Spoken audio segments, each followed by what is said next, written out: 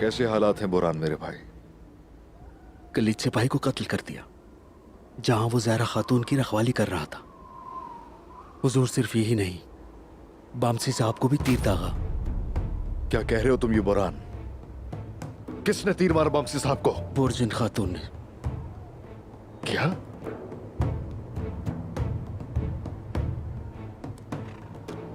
बोरजिन?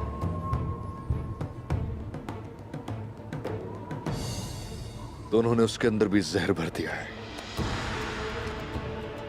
अगर हमने इस बीमारी को खत्म न किया तो डर है हर कोई इस जहर का शिकार होगा। भाईजान ने क्या किया? गुंदूस साहब और बमसी साहब इंतकाम लेने के लिए अलीशर की हवेली गए थे हुजूर, लेकिन वो सोगूत आना चाहता है, मफाहमत से काम लेना चाहता है। काला नाग। ये तो वो भी जानता है कि ऐसा कुछ नहीं होगा। वो डरता है अपनी हवेली के सामने खून बहाने से, इसीलिए मुशावरत को तरजीह देता है।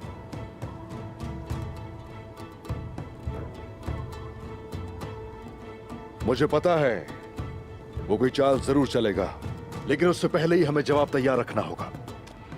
हुजूर, दुंदार साहब भी इस दावत में आएंगे। अब हम ये बर्दाश्त नहीं कर सकते। सिर्फ खून ही है जो इस गद्दारी को मिटा सकता है। मेरे चचा और बहादुर का अंजाम करीब आ चुका। गोप्तो, चेतन को साथ ले जाओ।